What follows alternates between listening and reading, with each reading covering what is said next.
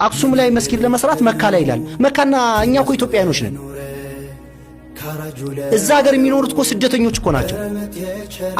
መካ እኮ የሚተዳደረው በሸሪዓ ህግ እኮ ነው። ኢትዮጵያ በሸሪዓ ህግ አይደለም የምትተዳደረው፣ በክርስቲያን ህግ አይደለም የምትተዳደረው፣ በኢትዮጵያ ህገ መንግስት ነው። እኛ ኢትዮጵያኖች ነን። ከስደት አይደለም የመጣው ሙስሊም፣ ስደት አይደለም የመጣው። ኢትዮጵያ ውስጥ የተወለዱ ሙስሊሞች ናቸው እንደ ባዳ ተቆጥረው አንተን ማን ነው ባለቤት ያደረገ? ሁላችንም እኮ ከውጭ ነው እኮ የመጣ ነው። አስተሳሰባችን፣ እምነታችን፣ ሃይማኖትን እኮ ከውጭ ነው የመጣው። የመጣንበት ጊዜና ወቅት ሊለያይ ይችላል። እስልምናን ባዳ አድርገህ አንድን ከተማ የተቀደሰ ማድረግ።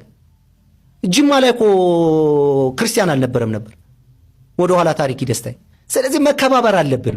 እዛ ሀገር ያሉ ትግራይ ውስጥ ያሉት ክርስቲያን ወንድሞቻችን ለሙስሊሞች ይሄ ነገር እንዲፈቀድ፣ በሙስሊሞች ላይ የሚደረገው ጫና፣ በሙስሊሞች ላይ የሚደረገው ተጋድሎ፣ ስቃይና መከራ ማቆም አለባቸው ለራሳቸው ሲሉ።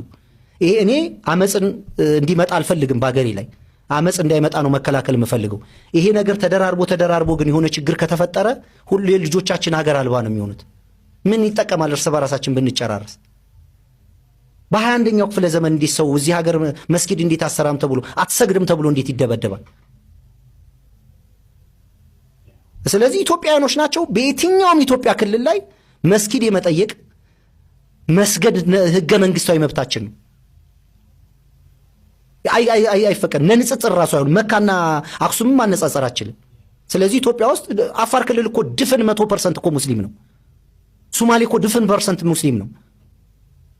ቤተክርስቲያን አይሰራም አልተባለም። መብት የላቸውም። አገር ሆኖ ለብቻቸው በሸራም ከሆነ መብታቸው ነው።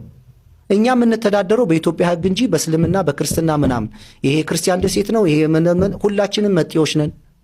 ሃይማኖታችን ከሆነ ከኛ አይደለም የመጣው። የመጣበት ጊዜና ወቅት ቢለያይም